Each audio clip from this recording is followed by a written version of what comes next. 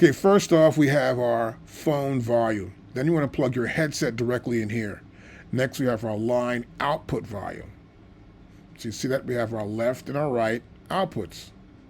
Next to that, we have our microphone input gain. Turn the volume up on that microphone, which goes right here. Next, we have our line 1 and 2 for turntables or whatever you have in stereo. Then we also have our MIDI out, MIDI in, and of course, this pedal for your pedal goes right there, that little slot right there. Now, next to that, we have our USB. You want to plug our USB cable in there, get power from the computer, and then we're ready to go. It's pretty simple. Just hit that button right there, and you're good to go.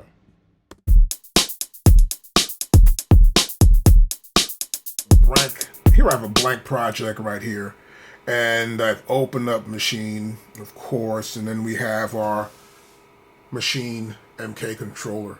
So what I want to do, I'll just tap here, of course, and there is the browser. And so my browser comes up, you can see it right there on the software.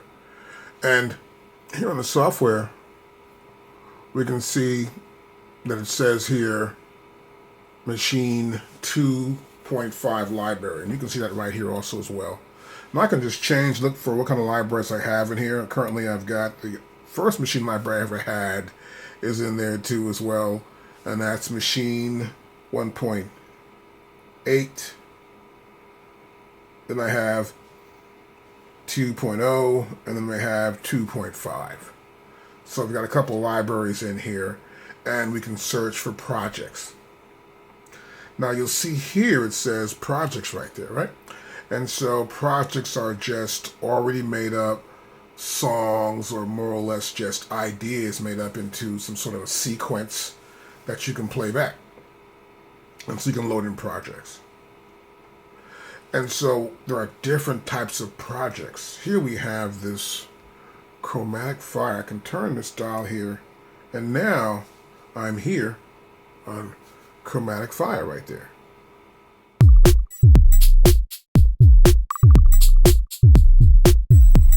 Now here you can see here on our Maschine MK3 we have some sound, so I can just click right here, and now I'm in projects again. So this is projects, right? And we have chromatic fire and we have Maschine right here, and you'll see here we have some idea of projects that can be loaded in. So what you do, you come into the second knob here, and I can turn this knob and I can select which project group I want to load in, whether it's going to be the chromatic fire or the Maschine. So here chromatic fire comes up, and you'll see here on the right screen we'll have a list here of the various projects that can be loaded in. And you can see them right here, of course. We have Black Earth, we have Concrete Dubs, everything else you can see right there, obviously. And so I can turn this knob again, and then obviously we can see the Maschine projects right there. But there are also banks that go along with these projects. And you'll see the projects are right here. We have the number of results here, which is 49 results. Now, I can also go to here to my third knob, and I can select banks. So in this case, it says banks. So that means I have a couple of banks. So I have the Maschine 1.8 library, the 2.0, and the 2.5 library are in here. Once we do change that, you'll notice here that the list of projects are seen for each library. Now, if you have your own project, and you save it, it'll appear right here. Once I select user projects, then I can see all the products that are my own projects in here, or actually variations of older projects from Maschine that I use for demonstration purposes. And they'll be right here. We have 15 results. I can see the results too, which makes it really cool. Now, not just that, I can click on here again. I'm back to the Maschine projects, obviously. I can also come here to my fifth knob, and here we have types. So I can have a different type. I can have a club, downbeat, hip hop, and a tutorial project right there. And as I go there, you'll see results. It says we have 7 results right here, right? And the results will appear there. I can go to downbeat, and we have 1 result here. So It's an easy way to get around here on Maschine. Very easy way to get around. And so we also have next. See, once I select next, I click that, it'll load it in. But I don't want to do that, so I'll just cancel that out when I go to next. So if I want to actually scroll along here, I can use this 8th knob and I can scroll up and down and look at all the various projects. And this system works for everything within Maschine, whether in projects or samples or instruments. It works all the same way. We're selecting it over here and then digging deeper into our selection for whether it's a project, a sound, effects, or even samples.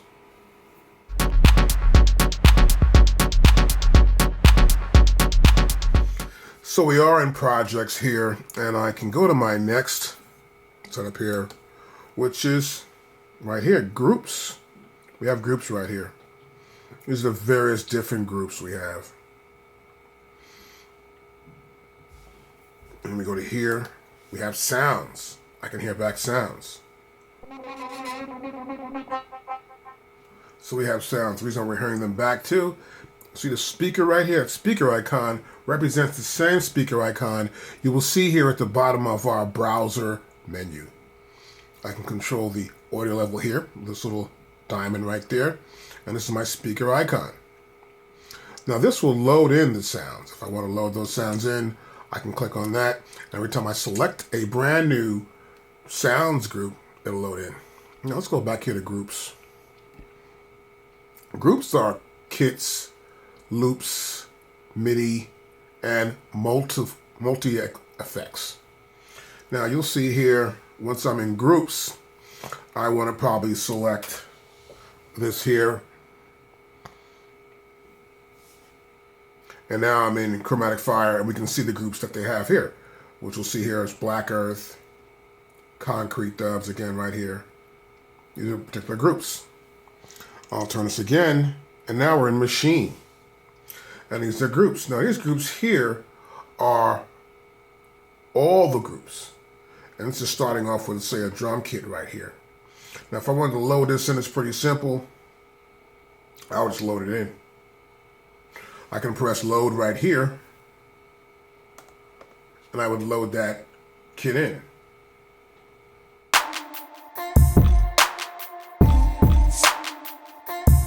After loading in this particular group here,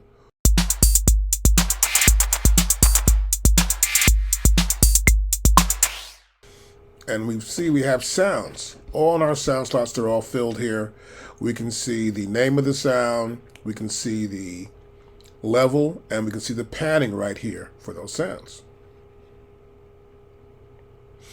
And these are kits that you have already made up inside of Maschine. And there are more than this. Another kit here, I can load another calc. Click on here twice, that loads in. That's pretty cool, it loads right into the system. Now I can turn this on right here in the bottom. Whoops. Turn this on, that L7 right there, and now this will, if I just go to here and I just tap or something once, it loads in. If I go down to the next kit, it loads in. I'm moving my up and down arrow here, I'm going down to the next kit. So we can load in kits automatically, then test them.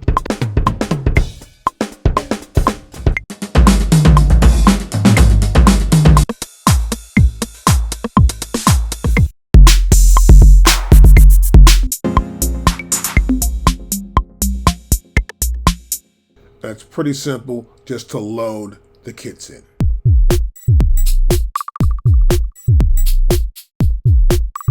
Now next, I'll go to here actually.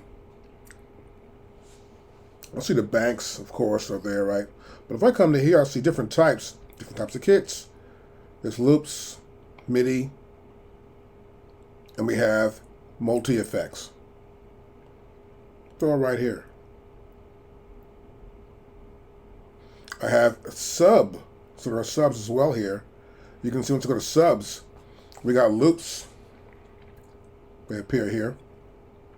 So I just tap that, and I can see it, but once I don't, it's just momentary. So this is just momentary when I do tap that. Here, you can see that? So here I have loop selected. And percussion, I can come to the outside, I want to do synth. Okay.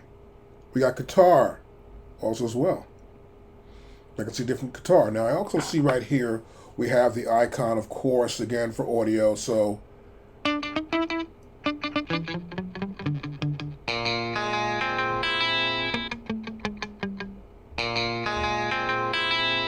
a classic line for blues lines. It's right here. It plays over and over. Or just a couple times that time.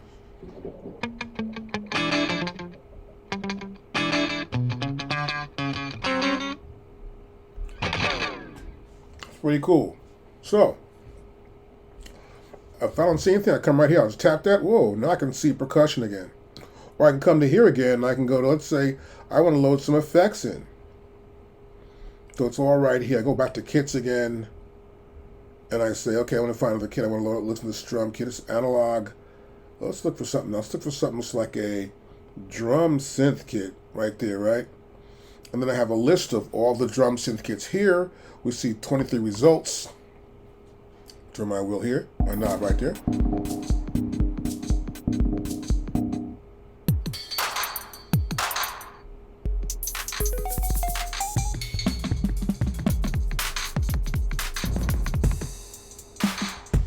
So I can see all these kits right here.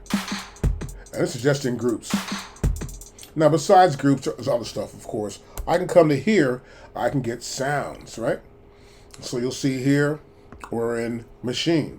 Let's go back, turn to the left. Now we're in Chromatic Fire.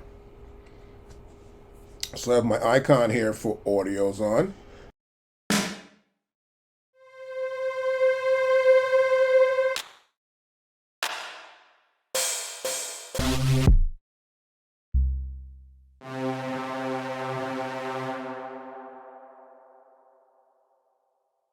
But it'll go to a separate one sound slot.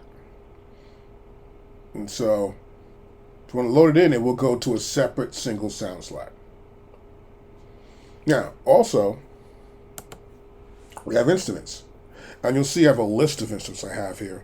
Now, I've got quite a few instruments because I do have a lot of machine sounds here. As you can see, I can just see the drums if I want to. I can see the sampled instruments. I can just go to synthesizers, and I'll see a list of synthesizers right here. Then I can have products by products, right? Because I touch a product or go to that product, you'll see here on the right-hand window, we'll see a list of the so-called presets we have. Now, this is for the MF8. Now, I can turn this dial again. This one right here, actually. And then here we have Massive. So we have Monarch as well. So I have a lot of stuff here. I guess you can collect your own as you go along.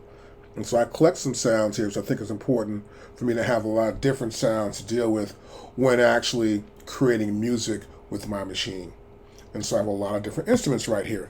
So I have instruments, and here we'll see the name of the instrument. There's one of the instruments that's just bass right there, right? I have the icon here. I can come to here and this.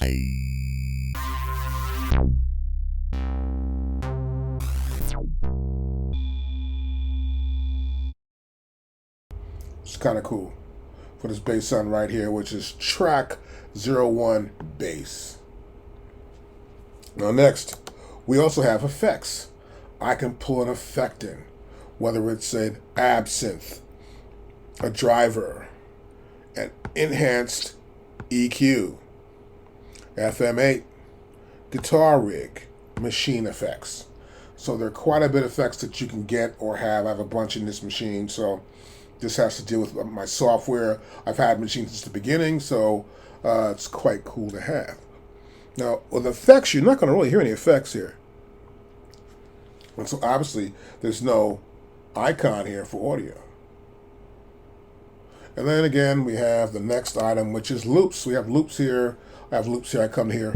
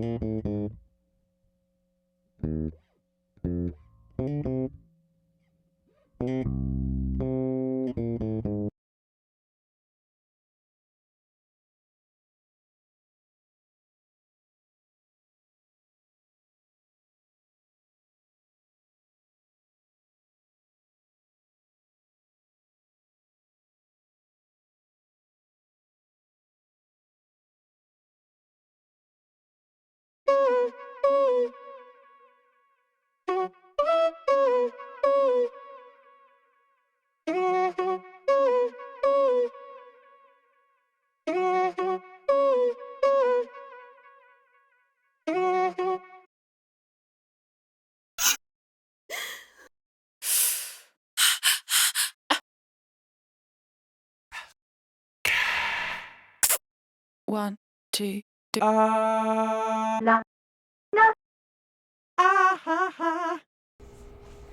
And this is for Maschine.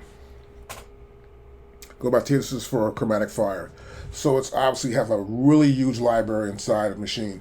And you notice here that now this is like grayed out. So that's as far as we can go. So we have one shot, loops, effects, instruments, sounds, groups, and projects. We have a lot we can load in, play around with, take a piece from here, a piece from there, and create music. And that's how we use our browser on our Maschine MK3.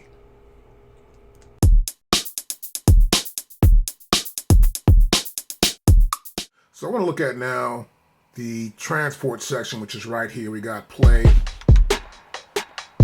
I hit play again, it actually stops. I can hit play and then hit stop and it stops too. That's good. And I can play it from where it's at or stop it. I can press restart and I'm back at the top again. And before I do all this, I want to get into the idea of looking at the grid and looking at the playback head.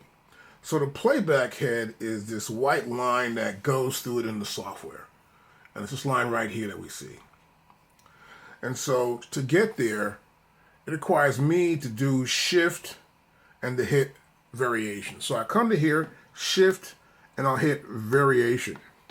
And now I have the ability to change the view of the grid, as you can see right there. Now, in order to see that, you notice that the pads have actually changed. Let me move stuff around here to make it look better. And you'll see here that these pads have changed. See, now they're just white. So if I just tap this pad, it shrinks it down. I tap this pad, it zooms in. Zoom out, zoom in. If I tap this one, I go to the right. This, I go to the left. So this is a great way to get around on your grid. Now what I prefer to do is I'll press play here again. Play start. And I'm playing it. That's no problem with that, right? But I prefer to see the playback head roll while I'm looking at it. So I'm going to press follow. So I'm going to go here and press follow right here. That's follow. And I'm going to press play. Actually, restart. And now you see the playback head plays where that position's at. And I can see the events as they scroll by on the playback head. I prefer this to see if I see a mistake, I'm going to change something, I can look at the events and see them as they're playing. And this is my favorite way to look at it. Might help you out, it probably will, but this is how we do that.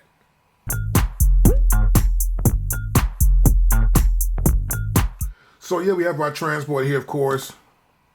Stop, play, stop, of course, and got record. So you'll notice too that below each one of these buttons, I want to say most of them here, this top row we have loop, right here we have erase, and we have replace, here we have tap and metronome, here we have follow and grid. And so here in record we have count in, and then we also have record, right? Let's say I want to record something, I pick a track, so I would pick, let's say, a track, this track right there, right? Or that track. I'll pick that track right there. Once I do, you'll see in the software that that track has been selected. Any pad I hit, that track has been selected. I can record in that particular track. So I can come to here and I can press shift and record counting.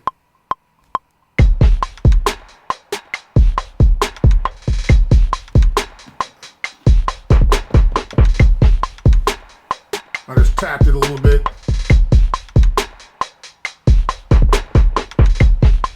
So I added something into the track.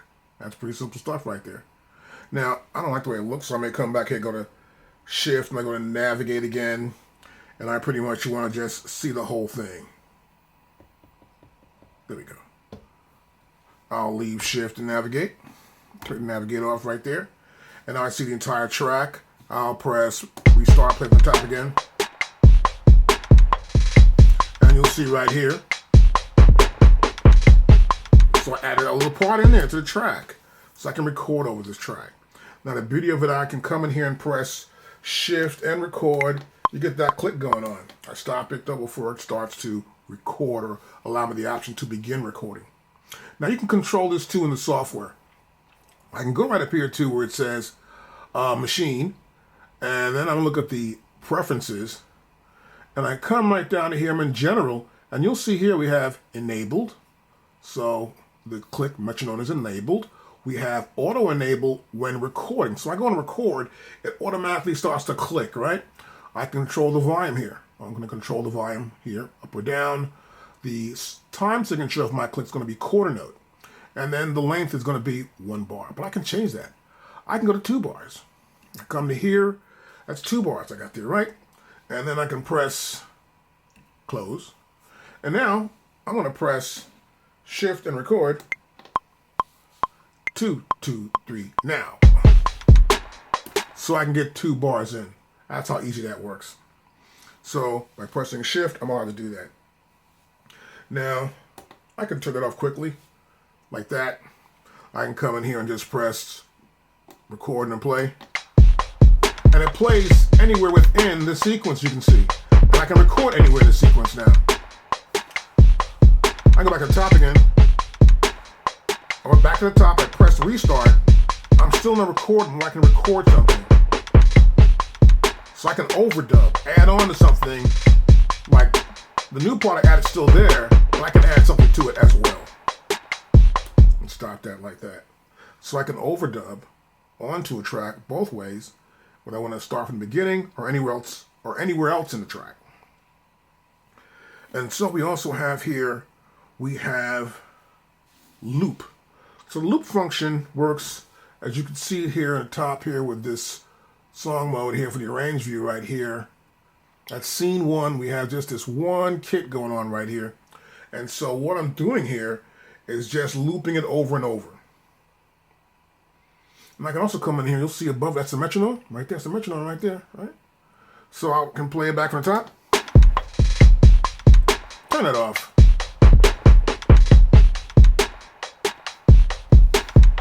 So we see that, but I can turn the loop off too. I can come to here, press Shift, hit loop, and it's off. I can press play from the start. Now loop is off. It just goes on and on. If nothing's there, it will play and continue on. As you can see. I'll press stop. So the loop function is pretty easy to do. Shift, hit that restart loop, and then see the loop there again. That's how loop works. And I can also erase. I can select, well, use my selected track right there. I can come in here and say I want to erase something, right? So I select the track, and I want to erase. So I come in here like this. Go to here like this. So I just press Shift, record, and play start. Now, as you could see, it erased the part that was right there. It erased it totally. So I can erase stuff out of here. Now, let me shift this machine over a little bit more here so you can see this here. That first pad there is undo. This pad here is undo. I can press Shift and hit this, and it's right back. Now the pad next to it, right here, is replace. So I come to here, redo, undo, redo, undo. I can also do Shift, step undo. So each step is undone, or redo each step. And it does each note that was placed there in terms of steps. The last action taken. And that's how we can use undo and redo and step undo and redo when we're actually recording.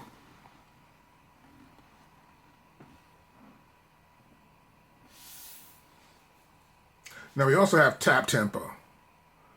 And we have metronome right here, right? Pretty simple stuff. So I can come here and press shift and turn the metronome off or on by holding down shift. Now currently it's on. When it's off, you don't see that. I can tap a tempo in. And I'll just press play. That's pretty fast. Now I hit it 3 times.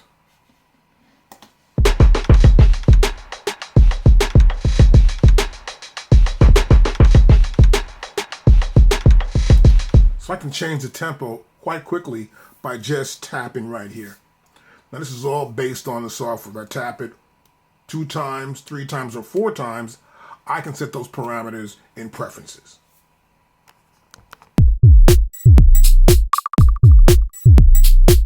Now, a lot of times I want to erase something. You know, you're doing something, I don't like that. Or, hey, well, I like that. It's not too bad. I might want to keep it. You never know, right? Who's sure and unsure? You never know. So you come in here, you got a part. And I'll press play, restart from the top. And you're playing it back. I want to erase. So I come down, press the erase button. I'll pick the sound I want to erase.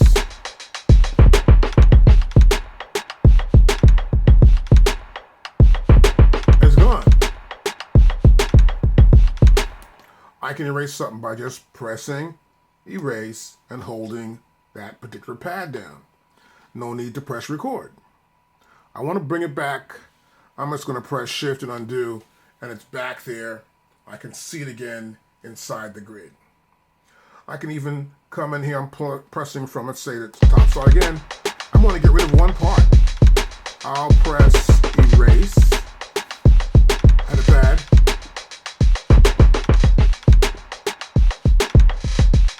Okay, I erased the part out. Maybe I don't want to do that. Let's try it again.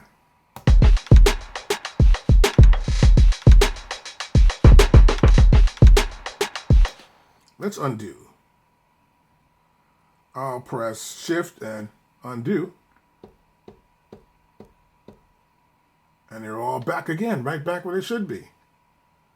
So I'm able to do that with just the erase button and hitting the pad. What I can also do, though, I can say, well, you know something? I want to come here, I'll press shift, I'll press erase, and hit the group. And everything in the entire group has been erased, including the sounds for that group. I erased the entire group. I'm going to press shift and undo, and it's all back again. So I can erase the entire group, and all the sounds there and all the sequence data can be erased at the same time by pressing erase. And that was just shift, erase, and selecting the group. Shift, undo again.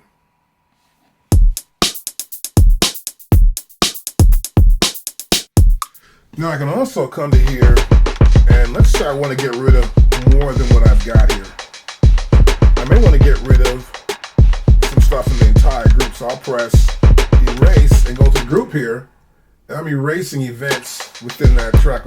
Once I pick up my finger, they're playing again. But as you can see here, we've erased this much inside the group. I can come back to here, press shift and undo, and I'm right back where I started from. So I can erase from the group or erase from that particular pad. I can also press shift, of course, come to here, hit a pad. The entire sound is gone. Shift, undo.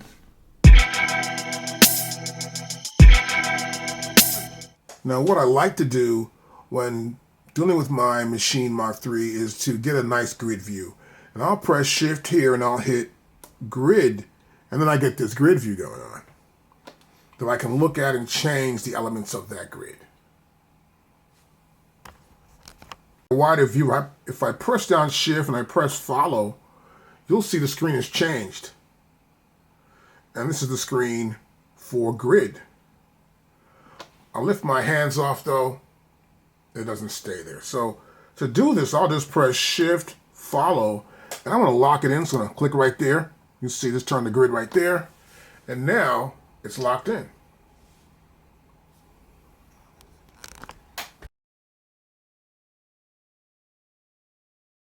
Button here I press is right here, which is grid to lock it in. That locks in that scene. So now I have this grid mode that I can use for step, for range, and perform. And here, if I go to step here, we'll see on the right-hand screen right here that we can change the grid's view, whether it's eighth notes or 1 bar. I can just change that here. I come to here actually. I click right there. I'm at 1 bar, 128th, 164th, 132nd. I can keep going on and on. These are triplets. I can turn it off. 64th, no triplets. 32nd, no triplets, and 16th, no triplets.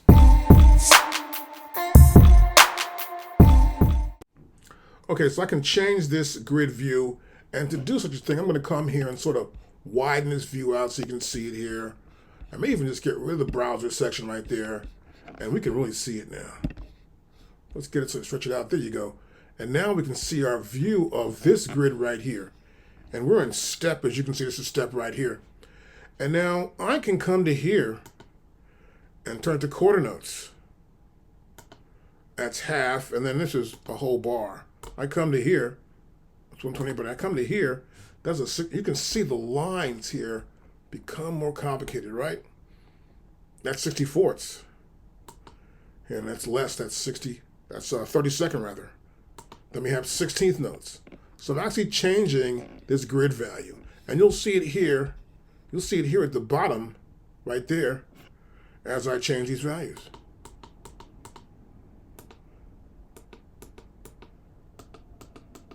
If I go to off, there's still something left there, right?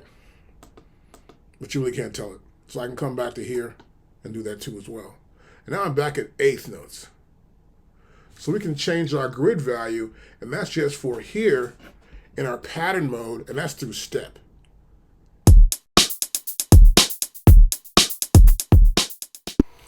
So here I have my Maschine MK3, and of course, this section here is my group section. So I have one group here in this track. I can press play here, and we're playing that track.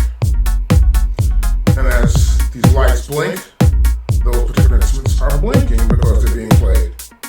Now this is not blinking, that's not blinking, and this one's not blinking, so we have nothing going on, nothing's actually being played in those parts. Oh wait, this one goes on once a while. So let's stop this. Now on the side of here we have these 8 different modes we can select and use those along with pad mode, keyboard, chords, and steps for step edit. Now we have mute, solo, select, duplicate, variation, and navigate. This is duplicate and double. This is events, pattern, scene selection. Right here, this just sets up our velocity. So for example, it's soft, I tap it soft, it comes out soft, I put this on, no matter how hard I hit it, it's full velocity, so it's a fixed velocity. And once I press the shift with it, I get 16 velocity levels of that one sound. So I would have that sound here, go shift, pick it here, and then so the velocities increase, so the Ymax increases, this is the lowest, this is the highest, right? And that's how that works. Right. So to get out of that quickly, I shift out of here, I'm out of here twice, and that's it.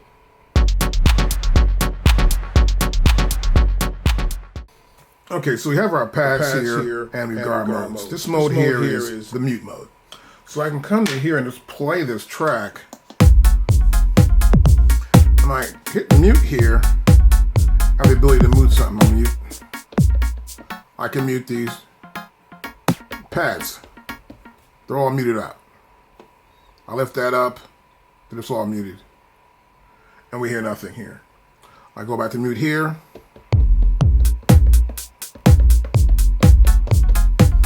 Now once I do that and I mute all these sounds, you can now see these pads are lit when they're not muted. When they are muted, they're gone. Right? You don't hear them in the track whatsoever. I can also come in solo on a solo one sound.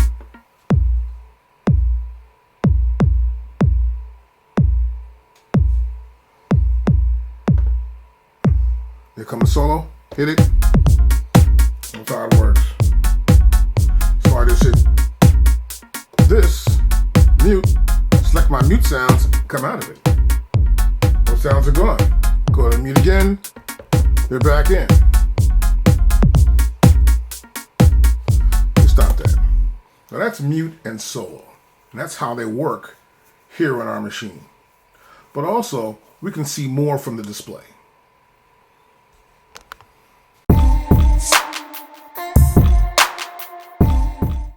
Okay, so I can play the track,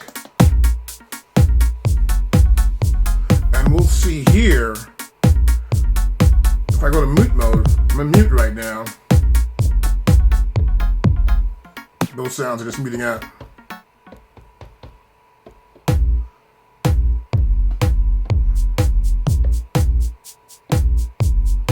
I can bring stuff in and listen to what's going on.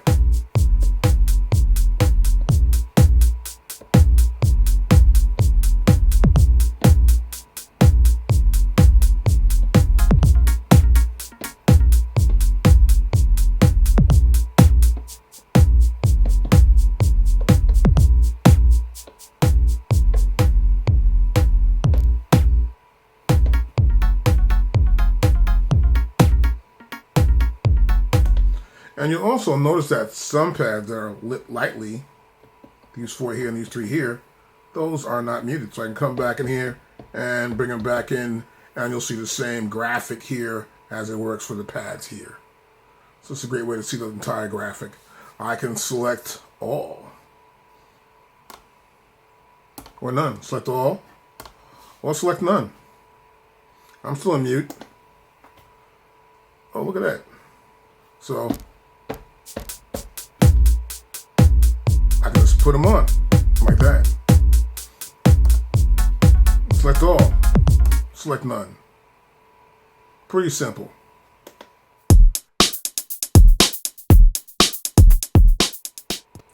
Now also, if I've got this in play and I'm playing and I'm in mute mode, as you can see here, it's in mute, I can mute the whole group.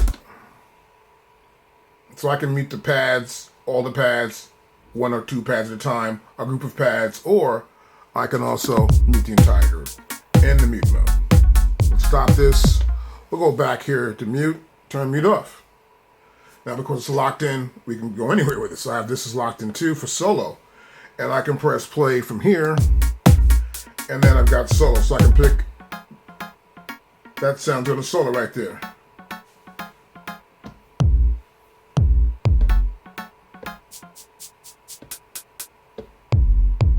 I can solo stuff. I can solo the whole track actually, so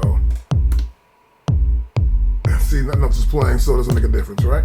But you get the idea. Once I do solo, you will notice here in the left window, this is the only one that's highlighted. It's the only one that's highlighted right here, and that's solo for group. And now it's unsoloed, but this is still soloed here, right? So let's unsolo that. So all this is one sound will play or one group will play. And this is our solo mode. Now if I had more than one bank, so A, B, C, D, E, F, G, H is one bank, then the next letters in the alphabet would be bank 2, and then bank 3 and so on. In this case, I'll just have one bank here, just for the purpose of this demonstration. So of course, I have all selected, which won't work on solo, right? Because we're just going to solo all. Let's play that back. Solo none. Or none of there. Actually, so none here. They're all playing back at the same time. So if I actually a solo, let's just bring them all back in. And press stop there. And this is all done in solo and pad mode.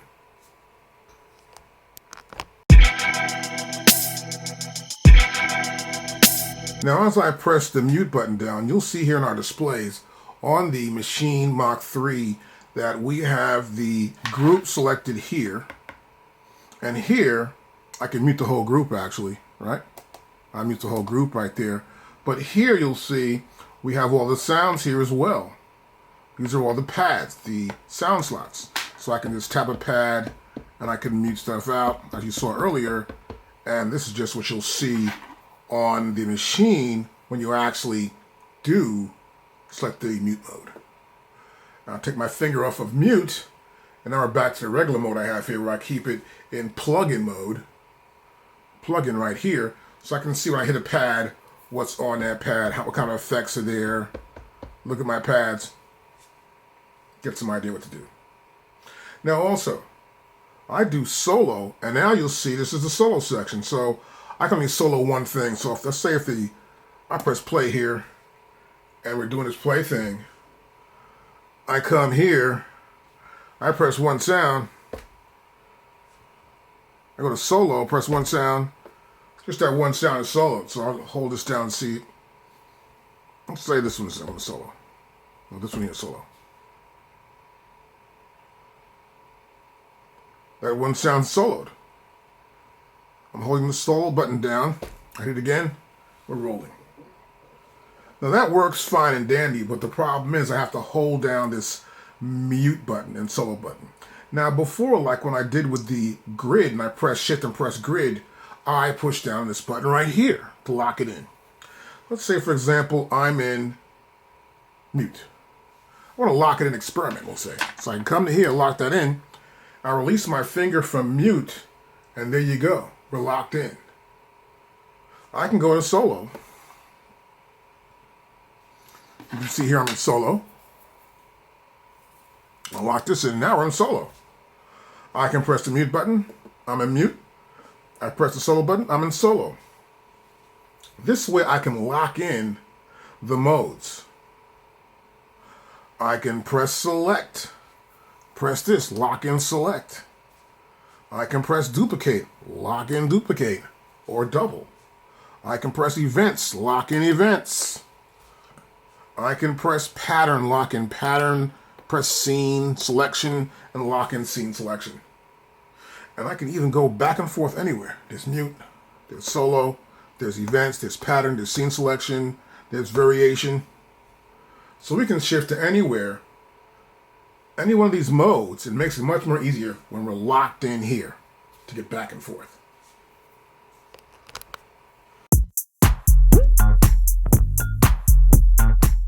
Okay, so we've been through solo and mute, and now I want to see select. So if I come into select, it's already selected because I also have it pinned here. If I come to here, it's pinned, it's locked in. So in this mode, I can select any group of sounds, any one sound, or all sounds, or none. So here, for example, all, none, and multi. So I selected this sound right here. That's one sound. If I go to multi here, we'll see that these four pads are highlighted. So they've been selected. You'll see it here in the right monitor here, screen. You'll see the first pad that I selected is the kick drum, and that is highlighted. But the other three pads have borders around it, colored borders based on the color of the pad. But they have been selected. And I may want to select these sounds to either, I guess, change them, or I can also change the quantized value, add swing to them, and sometimes just nudge them in a certain direction to make sure these sounds have a certain style or certain way those sounds are going to be heard because they're nudged over by maybe 1/8 or 1/16 or whatever to come before or after the main first note. Essentially, just trying to just quantize them in a different way. So I can also come back in here, and then I've deselected those notes. I'm out of multi. But if I'm in multi here, and I select them, and then go out of multi, you'll notice they're still selected. And if I come back in here, they are still selected right there. So you want to make sure if you are going to do multi, I like to do it. I'm not going to use it, get out of it, then go back the other way. Now, of course, I can select all also as well and do it like that. And go back to none. None is selected. Now, why would I do that? For example, let's see. I want to select some sounds. So I'm going to press Shift and Selection. Now, once I do that, I see the sounds that are actually being used in this particular sequence. These are all the sounds being used. I may want to tap this one sound right here, that sound right there. And then you'll see in the software itself that that sound has been selected, but each event of that sound slot, which is this closed hi-hat, has a white border around it. And that white border means it's been selected and I can actually do stuff to it. So for example, it's been selected, I can come to here, I can press Shift, and I could, let's say, nudge it. And you can see I just moved it by nudging it. I'll nudge it this way, back where I had it before. I can nudge those files. I can quantize 50% or fully quantize, as you can see, because that track has been selected. This is a great way to actually just pick sounds, pick what events you want to change, whether you want to quantize them, nudge them, clear them, change the semitones, right, of an event. I may want to go to keyboard, and I see these sounds in keyboard, right? And I may go to here to Shift, and I may want to change the octave or something. Let's go semitone. And see I'm going back up here, right up, and going back down here again.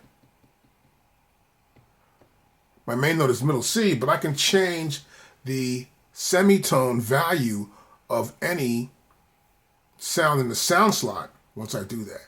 So when I select, I can do multiple things to any sound in the sound slot, or to any sounds I've already selected, whether it's 1, 2, 3, or 4, or all of them. I may want to quantize all of them in a different way. And that's how we can use select.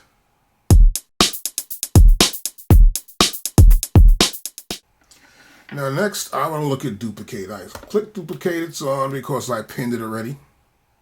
Right, it's duplicate. If I don't pin it, it won't stay on. I come to here, I pin it, I'm in. It says duplicate, we're in duplicate. Now sometimes you may want to duplicate a group.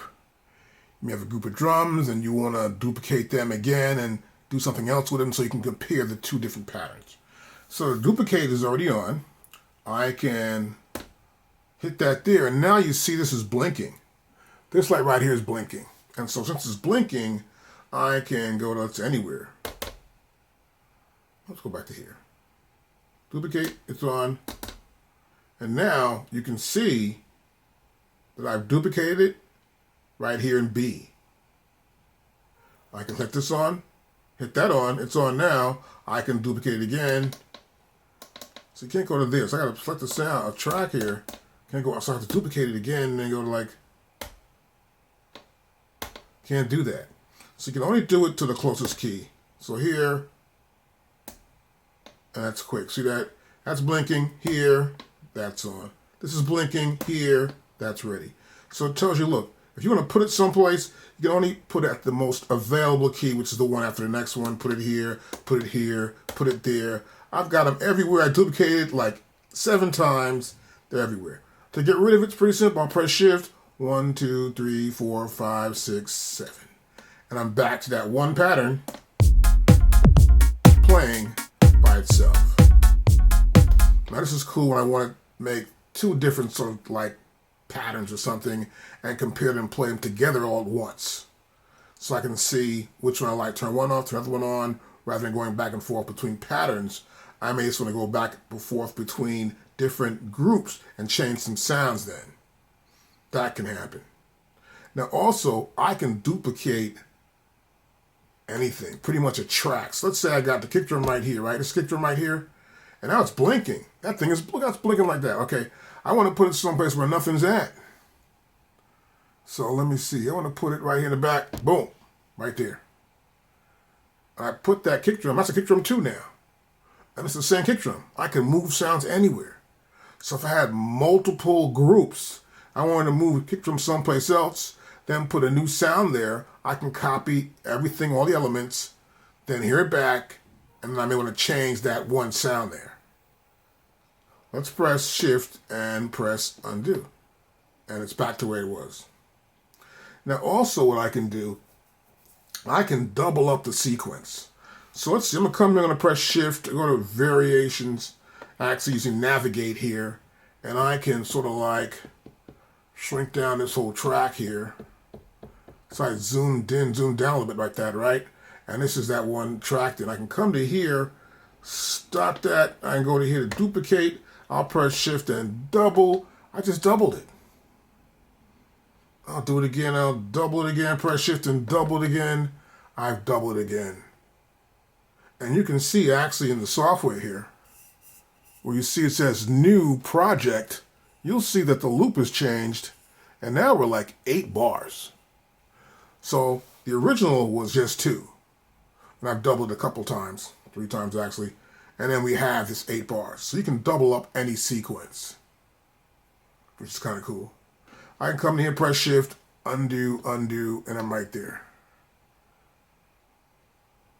And that's how we can double up a sequence also. Now this is duplicate and double.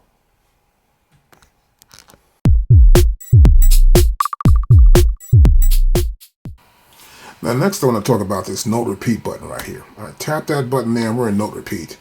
And you'll notice in the software we have the ability to check out the quantized value or the rhythm value. In this case, it's 16th notes. Now I'm going to sort of like expand this view a little bit more so you can see that. Pull out a little bit here. There we go. And you can see it right here. That's the 16th notes right there, right? So I can tap here momentarily and I can see the different options I have available to me, whether right here, rather, tap right there. I can see the different options I have available. Let's open this up a bit more. And I get to here and I tap that.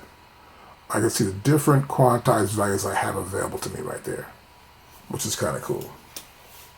So I can go from 16th to 32nd notes, 8th notes rather. And also here I have a different unit. I can have a normal, or I can have triplet or dotted notes. As you can see, it'll be 32nd notes. And I would come to here and I'd make it dotted notes like that. And then I would just press a button, hold the pad down. That's 30-second dotted notes. If I go to here, that's 30-second triplets. And these are normal 30-second notes. So it's pretty simple. So I go back to here. Let's go to 16th right there. And 16th notes. So I can do a drum. But another interesting option you'll see here, it says ARP. So, of course, whatever it says below here, I would just hold down the Shift button and tap this button here. So let's select the sound, the snare drum, and I'm going to hold down Shift and press this button here. And now you see every pad is turned yellow, the same color as that snare drum. And now we see it all on the computer as well as a keyboard. So it's all on a keyboard. So they all have different pitches. So at this point I can just hold down. And there's 3. I'm holding down 3 different pads, but the pitches are changing.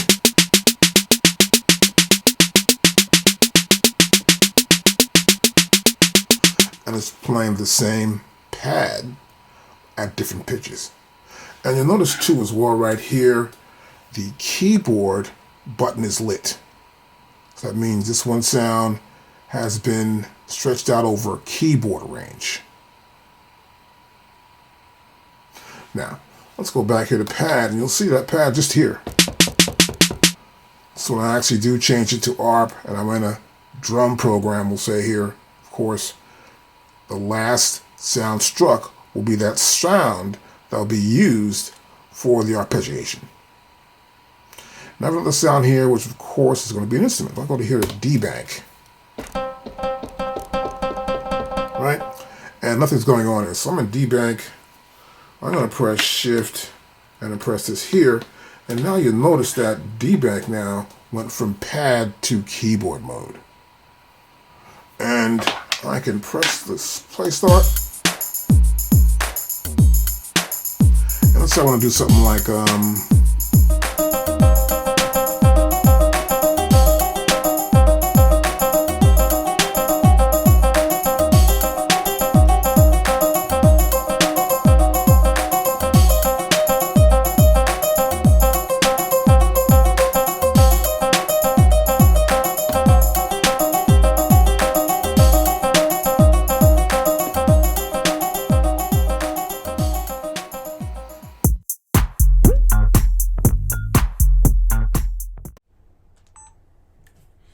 so here in this section, we have the 4D controller, so I can move this way or that way or up or down. That's our controller right here. I can also push into, let's say if I'm going to load an instrument in with my browser, I can push in, pick a pad, this pad right here. I'm going to load this sound in. That sound right there loaded in. I'm loaded into this pad down here. That's loaded into that pad. So I can load in sounds. Obviously here we're in browser section. But we're talking about this section right here. This is our 4D encoder. I can push it in, go to all four sides. You'll notice too that there's a little light on one side here. If I go to this side, to the right, that light will appear there. Now the best way, let me pull a plugin. Let's go to plugins here. And now you'll see that this light is here, right? And if I go to here, now, you'll see both these lights up. So once I go this way, it's telling me I can go back here also as well. I'll go here again. You see I'm just going over, picking out different plugins here, and I can do that totally. If I had something I was going to move up in, let's say, I would go up or go down. It works the same way. Whether I go up or down. Now, below this knob, we have our pitch, our modulation, we have our perform effects and notes. And this works primarily for an instrument, right? So let's say I got an instrument here. I'll go to this instrument right here. Okay, we got an instrument right here. And so what I want to do, maybe deal with the pitch or check the pitch out or pitch it some kind of way.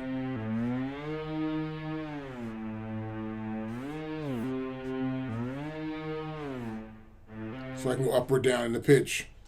I also have the mod here, wheel here is also, so I go to here. Nothing happens. I need to pick an instrument that it'll affect that instrument. I'll go here to F, and I got an instrument right here. And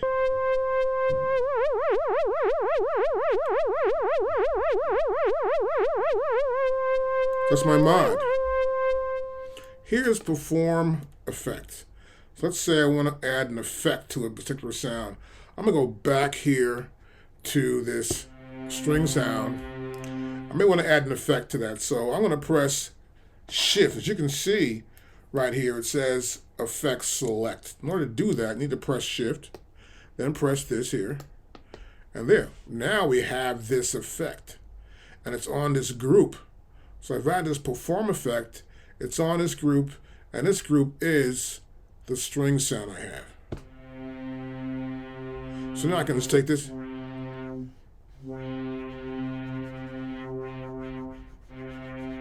you see it's attenuating, actually changing the frequency in terms of kilohertz for this perform effect. Now next we have notes. So here's notes. I go to notes there, lights up, but here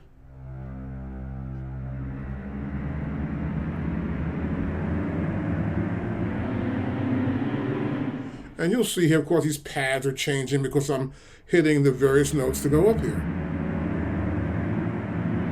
But the problem is these notes sustain, so this is all sustaining at the same time because not only am I changing the note, but I'm also sustaining that note as well. So it sustains. But this is how the pitch, the mod wheel, the performance, effect select, and notes works.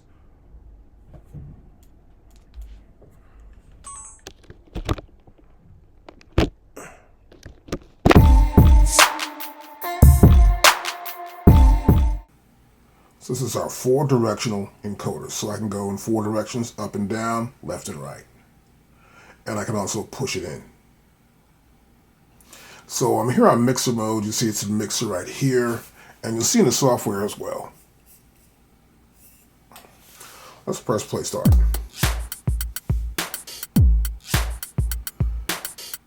As you can see, right here,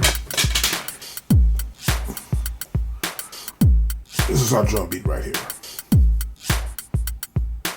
Now I can press into here, I can control my overall output volume.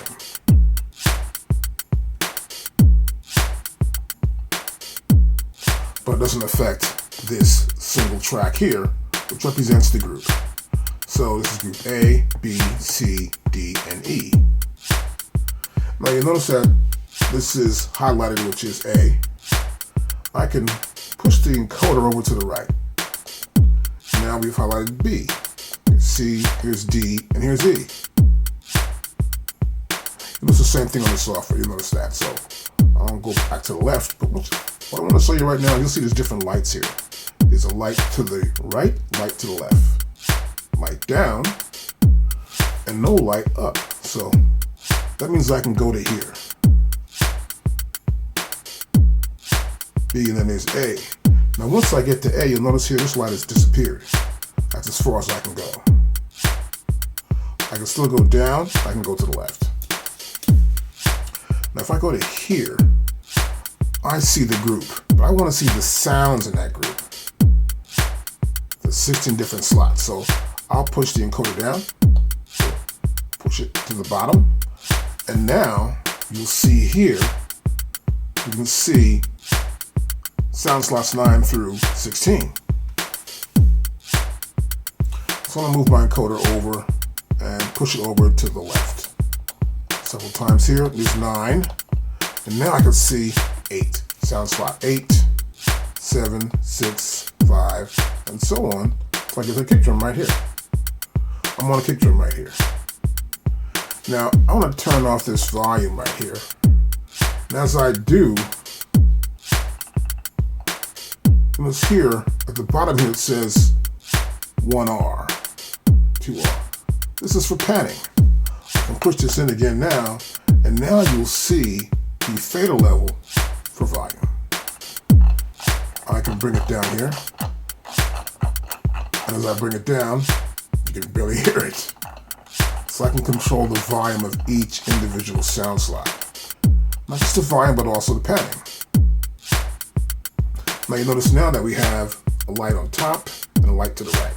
So I can go to the right, I can go up. If I go up, I'm going back to see all the other groups. We want to get to this group right here, right? We want to bring it down. I'm going to turn that group on. So I'm going to press here and get that group going.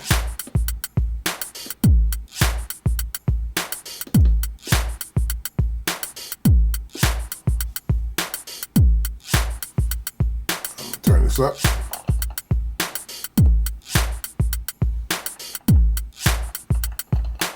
To the right, I get the volume up there.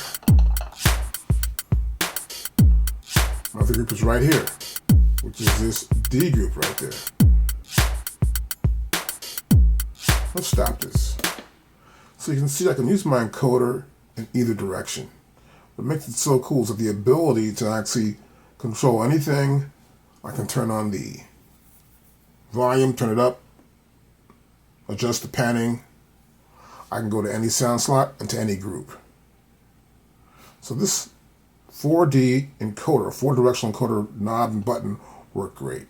When I push it down, of course, here in mixer mode, I can go back and forth to the volume and the panning.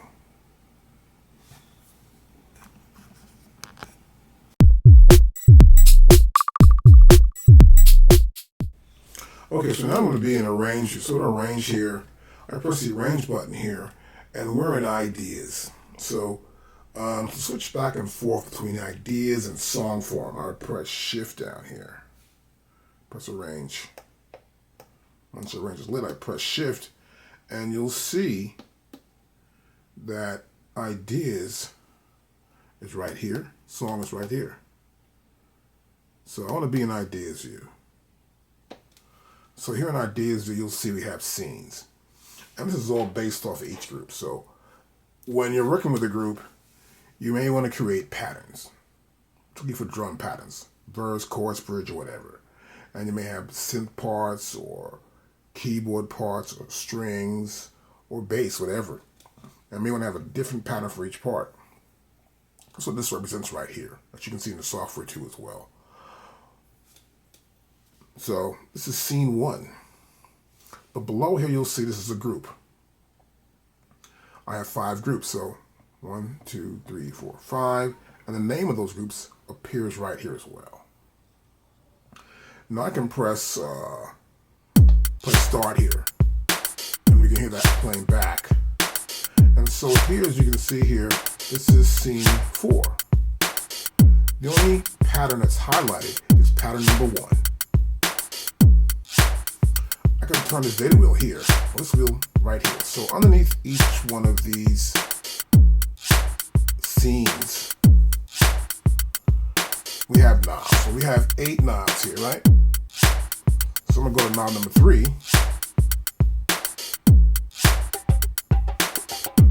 And now we can see this is highlighted. I go to knob number 2 here. I'm just picking different patterns. Or turn this pattern off. So if I turn it to the left, my knob here, it turns the patterns off. If I bring it down, it goes down to the nearest pattern. And the last pattern, it will just stay there. So I go back up to the top again, it's gone. Let's go back down to here. And now pattern number 1 plays. And this is how we can arrange patterns in idea view to get an idea of what this pattern sounds like with that pattern and see if we can call it a specific scene. So I come to here again.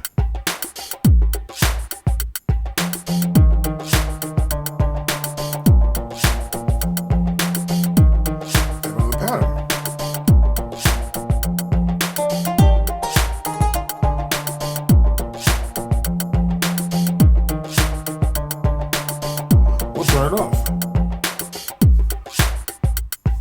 Let's go to here.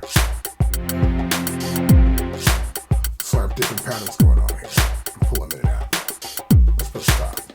And this is how we arrange our scenes. We can always come to here. As you can see here, our next available scene would be here 7. Here in 6, we have nothing here at all. I can select 6 here.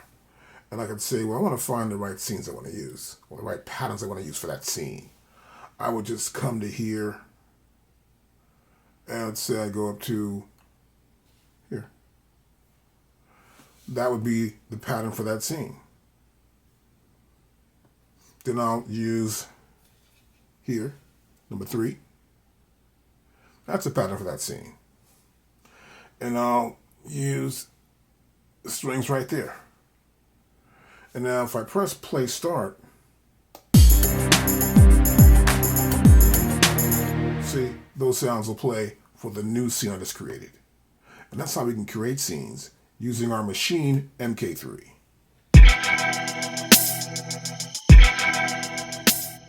Now next we have here, this is variation and navigate. So variations, I'm going to do some variations to this particular pattern. Let me play it from the top here. Not the top.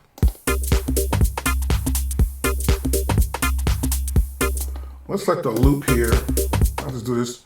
I'll press shift and get loop going on.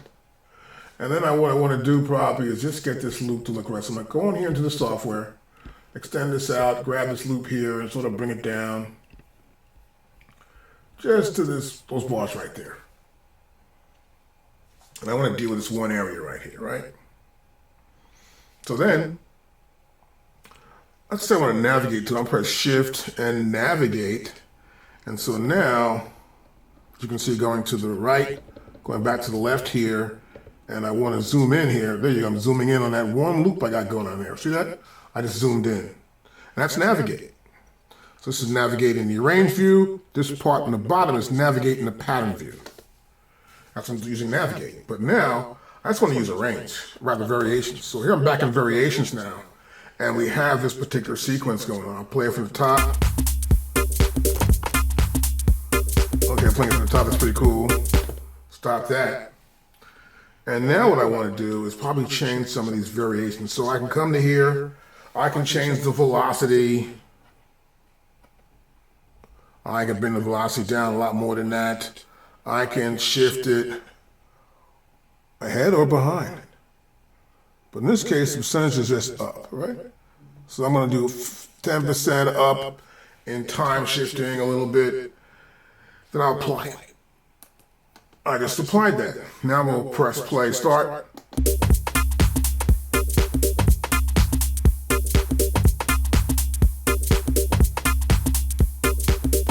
So you can hear it. There's a little bit of change going on there.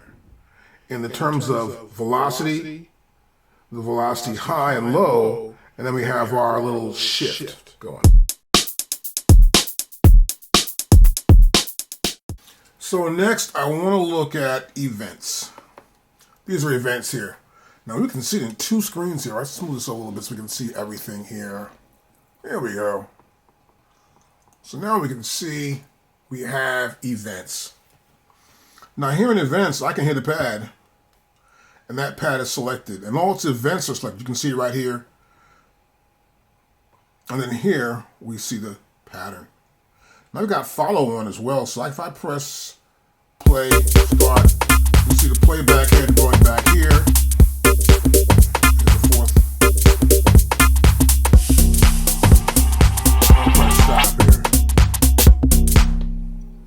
Now, I'm just selecting stuff by hitting a pad, and I select more stuff.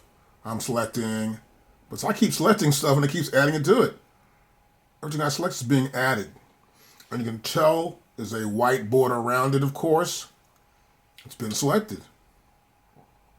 That's selecting. So this button here is pressed for selecting. This one right here that says select. I undo that selecting button, and now it's just events. So I can hit a pad. It just selects events. Those events right there. I may want to quantize those events. I can clear. Let's clear all this. Whoa, I got rid of everything, right? I'm going to press shift and press undo again. So we don't want to do that. I can actually quantize stuff here. I can come and say, I want to quantize all that. Okay, it's quantized, right? That's within my grid. We can say I have hi-hat selected here. I can also change the pitch here. Okay, let's make it E. I just changed the pitch of that. And it was C3, middle C. Here's the velocity, right? The position, can't change that. But look, I can, look at this. I'm moving it over here. Okay, let's get this back where we're at before. Boom, boom, boom, boom, boom. So I am changing it, the position. And the velocity is changed. The length. I extended the length, I decreased the length. So I can select anything. I can change its length, its velocity, its pitch, its position within the track. Now, this is a great way to change any event anywhere within the track. So I can just grab any sound and do that. And just change it. And I can also come back and here's events here, right? I'm as a group. I go back to events right here. And once I do that, so once I went someplace else, the lock is gone. So you got to press events, lock it again. So if I go somewhere else, I will lose that lock.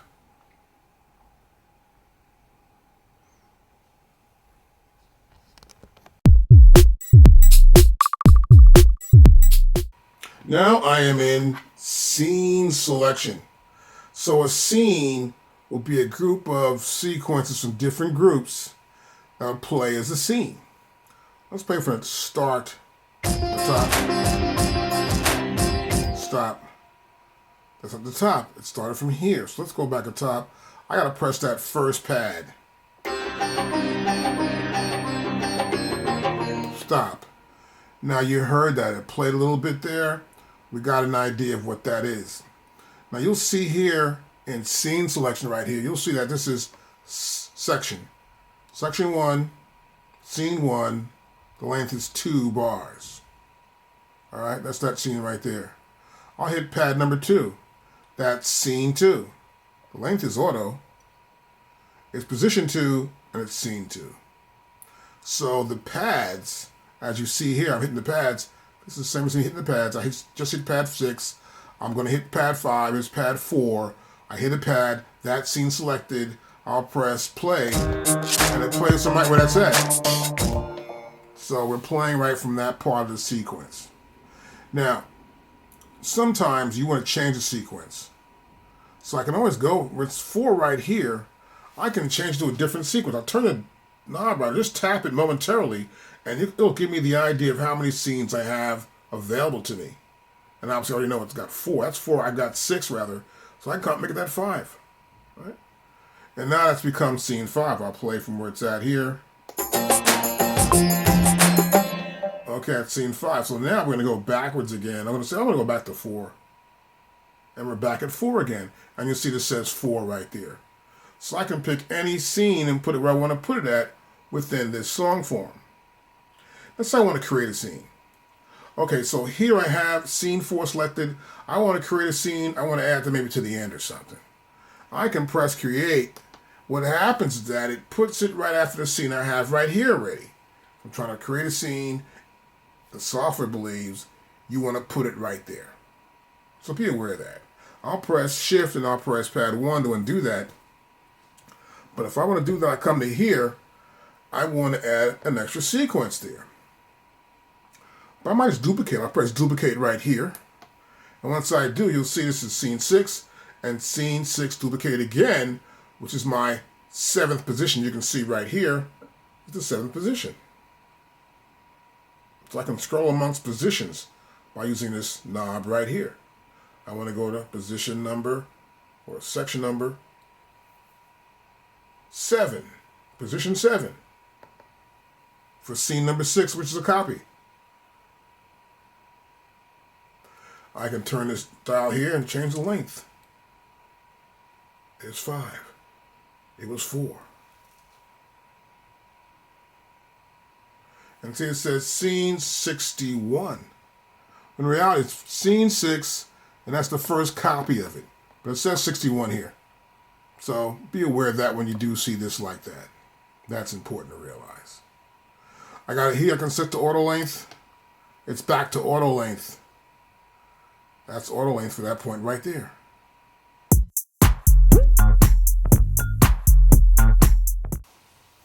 Now, I'll talk more here about these buttons right here. Our volume, there's also this velocity. We have swing, there's also position. We have tempo, which is also tuning. And right here we have note repeat and ARP. So, of course, you come to here and you'll notice on the software right here. That's our volume. So I can come in, press play, start.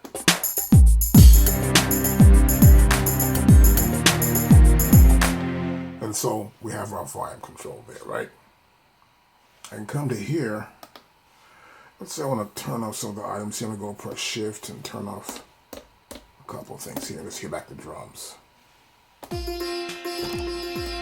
Let's turn this off. Back to hit shift here. Press play start. And now we hear just this drum right here. I can change the swing value. Press swing in here.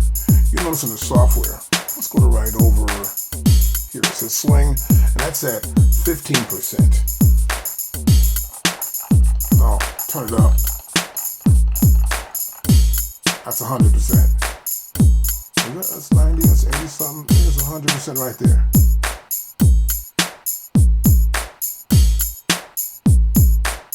So you know it changes the beat? I think I was on 15, but what I'll do, I'll just press shift and press undo. And I'm right back at the original, which was 15% of swing. And I'll press stop here. I can also change the tempo. So here's tempo. I press tempo, and I'm going to just press play start or restart. And I can take it all the way up or down. see that, of course, right here also, right in the menu bar right there. That's 94, and I was at 104. And go back up there.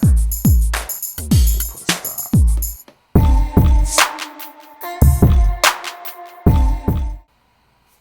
I can press shift here, and you notice here at the very top it says ideas. Here under the button number 1, under button number 2, it says song. So I can come here to song, holding shift down, and I'm in song mode. Here, I'm in ideas. I'm going to build up ideas, right? So I come back in, I'm going to press song. I let go of shift, and we have the ability to create a song.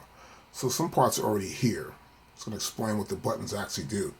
So this first button is the first section. See, it says position 1. It's my first section, and we decide to use scene number 2. I can change it around though if I want to. So I can come to here, turn this knob, and you can see once I do tap that knob, momentarily you'll see the list of the number of scenes that are actually here. This is for auto. So auto just suggests that if we have, let's say, 4 bars, and one sequence or one pattern is 4 bars, and my drum pattern's 2 bars, well then I'll need 2 drum patterns to match up to the other 2 bars. So if it's a 4 bar, let's say, keyboard part, I'm gonna need that drum pattern 4 times. But my drum pattern could be 2. So it'll automatically place that pattern again within that scene. That's what auto means. So here, of course, we're in our section. And then here you'll see this is a clip view. And here, let's say, for example, if I wanted to duplicate this pattern number 1, I'd come to here and I duplicate it. You'll see it right here. And when it does duplicate, you'll see it says pattern, or rather position number 2. It'll say sequence 2-1. I'm going to press shift and press undo to undo that. And I'm back to where I started from, where it's just scene number 2. But every time I duplicate one, it adds another number in front of the 2. So 21, 22, 23, 24. If I keep duplicating it, it'll just name that scene that number. Now here I can convert everything to one long song, but what I want to do right now though is come to this other side here and use button number 5. As you can see here, I get to expand and contract the view with this knob here, knob number 5. Then here also, I can move anywhere within the song itself, as you can see. And these are very helpful. Now above that, we have button number 5, where I can create a brand new section. Or I can delete a section right here. Now I may have 16 different ideas for this song section. And so we have banks here. So I go to bank number 2, and here's bank number 1. Number 1 is not filled, but there's always the option for bank number 2 if you want to add more. Currently, in bank number 1, I have 6 different options.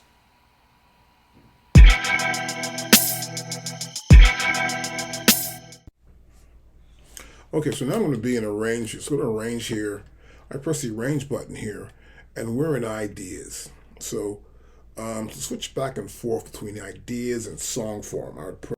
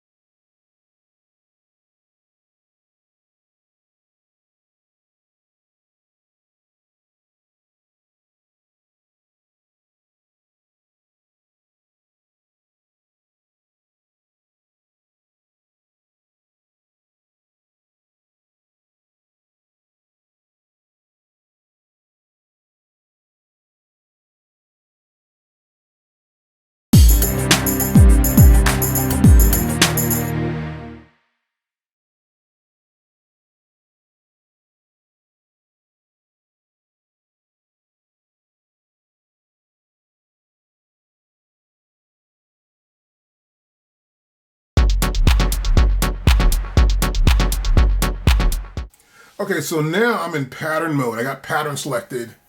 And then when I do, I can see the various patterns in this sequence. So I'm going to hit the first pattern there.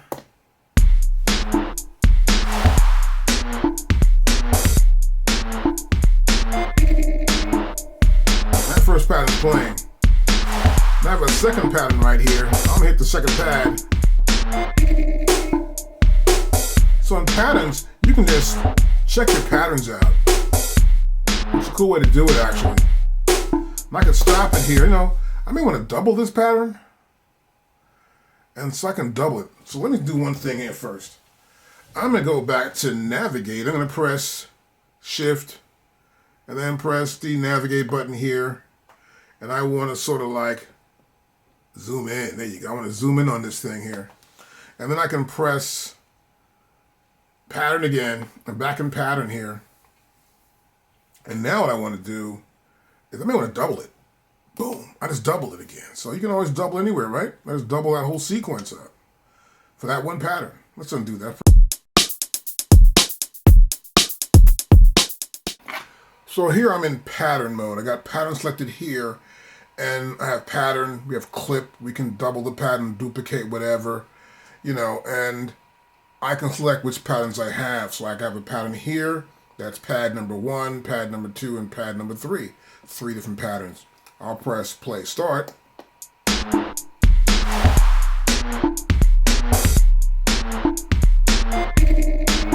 go to pattern number 2. And pattern number 3.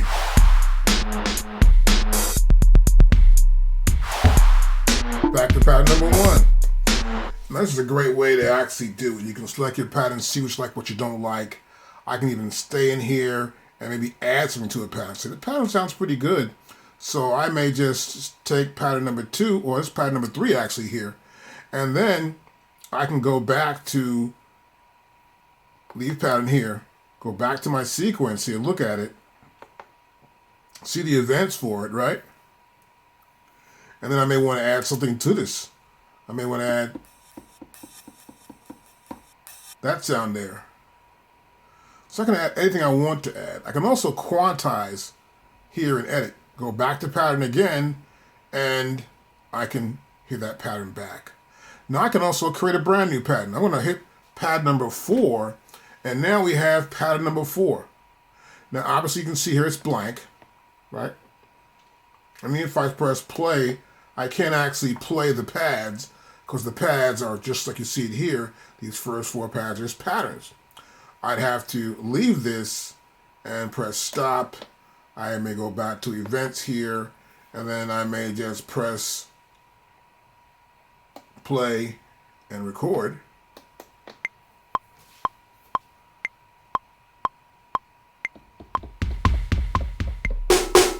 As you can see, I can add tracks to it.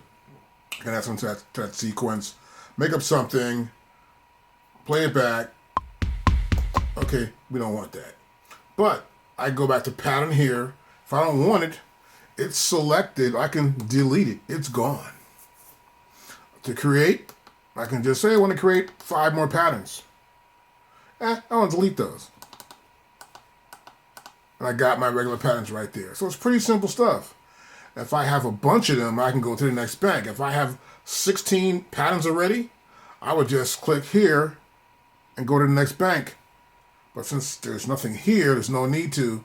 But if it's filled up, you can go to that next bank if you want to. And this is the pattern. This would be the clip. If I had a clip. Back to pattern. I may want to double that pattern. Select the pattern. I'll select the pattern to double it. So nothing's here. I need to select the pattern right there, which is going to be 1.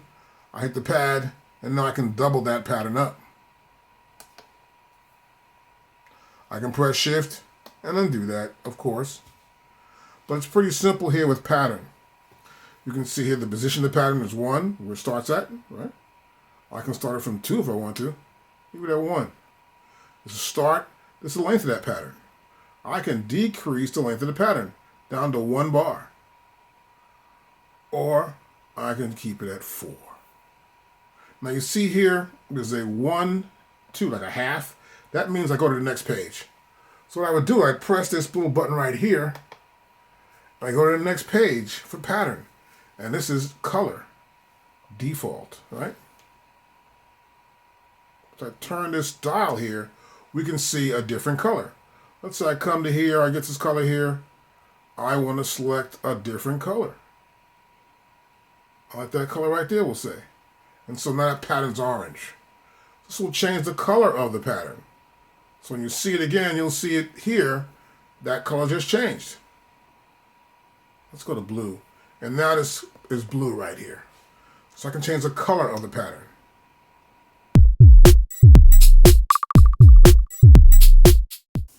So this lesson is going to be all about sampling and ways to actually sample something in a track. So we have plugin here right now. We're going to go to sampling right here. I'll press sampling down. And now we're in sampling mode in our Maschine MK3. So you'll see here we have options, of course. And there's an input, and we have input left or right or sources. So on top here we have record. To record the sample, we can edit and we can slice the zones, make the zones work. Here's a start point to sample something too as well. So let's go to here actually and see what we have in a list. Now our list here has three options here, as you can see here. We have an external stereo sample, we have an external mono sample, and internal. Right?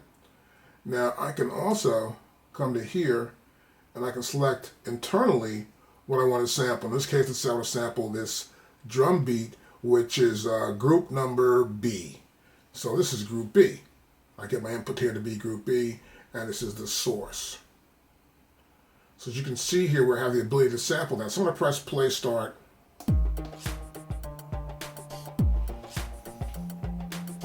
And the reason why I want to do this internally is because generally I don't do too much sampling unless I'm doing vocals to sample in here, which I'd rather do in stereo, which is no problem. You can plug the cable in. But I also, if I want to sample records, and if you're going to sample records, I think the best thing to probably do is go to YouTube. They're all on there. Just go in there, grab the file, put the file in the machine. It's way better than having to really set up the sample all the time. But each his own. Anyway, so here I've got this going. I'll press play start again. I got a level going in here, right? A pretty cool level. I want to adjust my level somewhat so I know that this is B. So I'm going to go back to our mixer mode here. And in mixer, as you can see here, I've got the kick, snare drum, all the sounds for everything that's on this track. As you can see. And this one track is the drums. But what I want to do is I want to lower all the drums. So to do that, I'll push in my encoder button. I'll push it up rather. And I push it up and now I have all the drums right here. So I can just turn this knob. That's the panning. I can pan left and right. I will be sampling in stereo. I may want to send sounds that way, but what I want to do now is go to, as you can see right here, the dB level. I'm bringing it down. And we'll go back to sampler. And you see this is down a lot here. So I want to raise it up now. I want to get it somewhere near 0 dB, but I think over 0 dB. I go back to sampler, and we'll see now that it's not going over that threshold level. It goes right about here.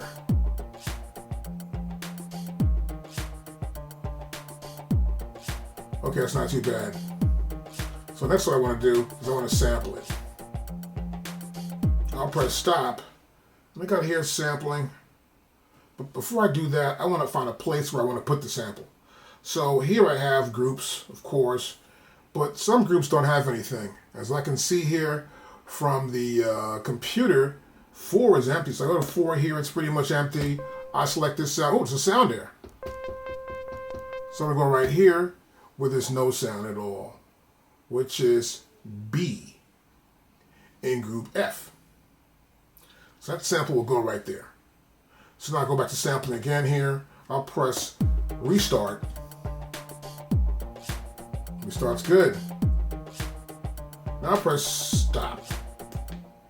So I'm going to press start to record a sample. I press start right now, and now it's waiting. See here it says waiting for, it's waiting for it to come to the next bar.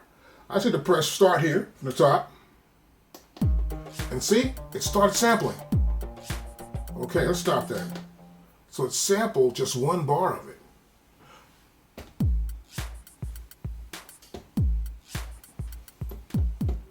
And you can see it right there. And now you see the sample right here on my computer screen. And so we can sample internally any part of the project. I can even sample just a bass drum or the guitar by itself and reconstruct a whole different project out of that.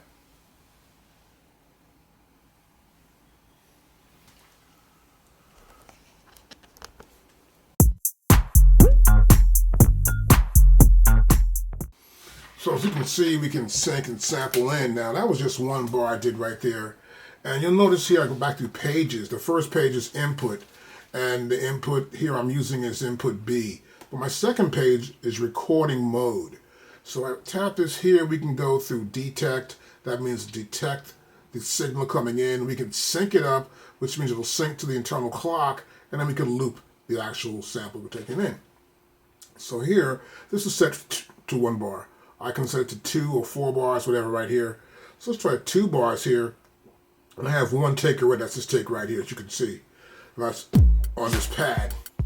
I can come to here. I want to use this pad next, right? So I go back up here and sampling here. And then I want to pick this bank or that bank, whatever it is. But I want to sample into it, right, and make a brand new sample. So we're here in record mode. And I want to make one more sample. So I'm going to make this 2-bar sample. So I'll press start here. Start. And now it's waiting for the signal to come in. That means waiting for me to press start here in the sequence start.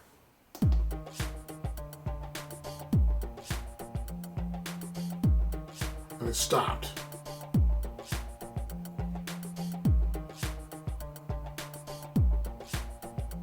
We'll stop it. So now as you can see here, I've got 2 bars. It's just 1 bar here.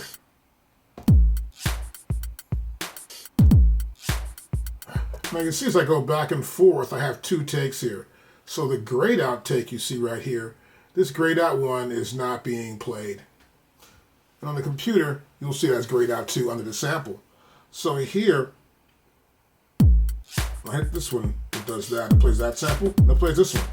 So I can keep taking samples in. So I'm going to go back in here and do one more thing. I'm going to go up to Mixer here, and I'm going to look at this project. And I want to press solo. I just want to hit this drum. That's a drum right there. So then I want to go down. So I'm hearing this. Yep. Now I'm going to come right over here. And I push the knob down. I can see all the instruments now. So what I want to do is I want to come in here and sort of like press the controller knob down again, the 4-directional encoder knob. I want to turn the bass drum off. So I'm going to sort of like bring it down a lot or turn it off. I'll bring it down a lot. That's pretty good. Okay, so next what I want to do, now that I brought that down, I want to sample this now. I'm going to press sampler again. I've got that same sound. The levels are good. And my levels are a little bit different because the bass drum's missing, right? So what I could do is I could raise the level a little bit more. So let's try that. I'll go back here to Mixer. I'm going to go push back up on my decoder, on my encoder rather. I'm going to raise up now the audio level here. No longer big drum there. That's good. And I go back to sampler. Now I press stop. I go back here to start. And when I'm ready, I'll press start. We're done. 2, 2, 3, 4, out. As you see there, we took that sample in. So that sample's on the wrong spot there, but it's here. So that took out the bass drum that was actually there. So be careful of that. That's how we did it. So make sure when you are in the sample mode, go to where you want the sample to be. So I can come back to here, I'm going to press shift, I'll press undo right back here, right? And then I'm going to press play start, go back to Mixer. Now I'll move the encoder down. The bass drum's still not playing, but you see the name, kick drum is still there. I want to go back to here to G. All right, I want to put that next one there probably. So then I'll stop this. I'll go back to sampler again, and then I'll press sync start, and we're going to press restart. 1, 2, 3, 4, stop. Okay.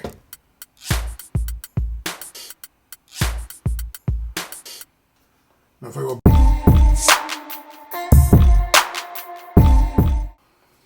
okay, so I've got a sample in here already. I put a new sample and I just dragged them to the system. And so here I have a start and end point. And you can see it's a start and end point here. So we got 3 pages. I'll press my page button here. So we have selection range. And here we have loop, we have start, end, and X fade. Right? So essentially I want to find the beginning of a sample. So normally I'll turn this data wheel, hit the sample. I'll turn this little dial here. But I've passed it already, see? So it's going in increments that are too much for me. So what I want to do here is I want to cut off one early. So I'm going to move this endpoint in.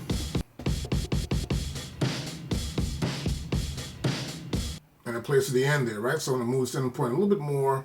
So I only want to get the beginning. So here, so I can hold down the shift button. And then what I want to do now, I just want to sort of like move it in smaller increments so I can move up a lot more and get closer to the beginning. So hold down shift again, and then move this up some more. Getting closer. So hold down shift again, and get closer, sort of fine tune where I want to be at.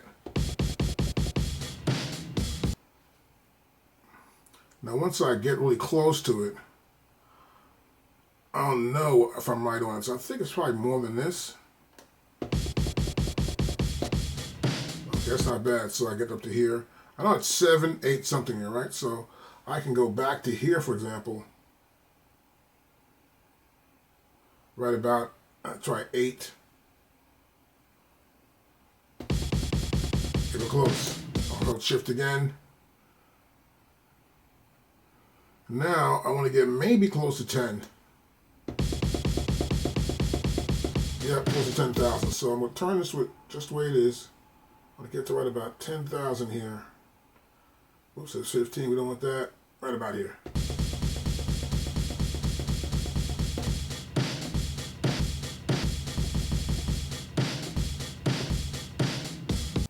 So now I would prefer to go into the software. So I like to see it on the software more than anything else. I can zoom in much finer here. But what I want to do here is just get the beginning of it. So that's the beginning. And now we'll bring it back some.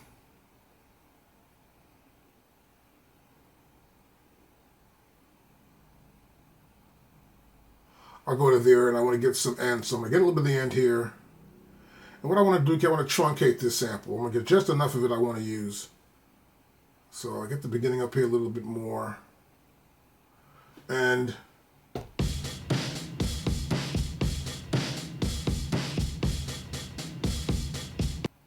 I like that. So I'm going to come in here, I'm going to truncate it.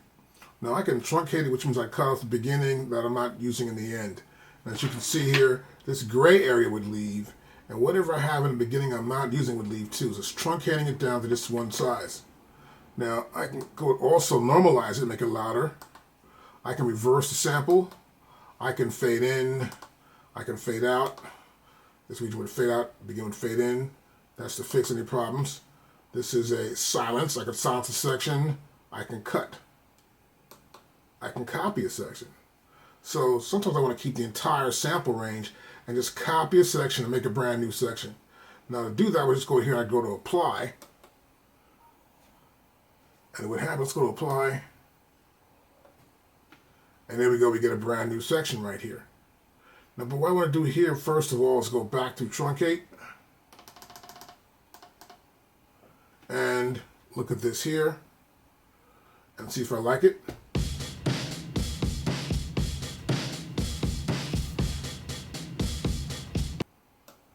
I go here to truncate it, and there it is. Here's the sample again. Okay, now I can only see the beginning really clearly now. So now I can come into here and sort of like just get to the beginning of it a little bit. Hit the sample.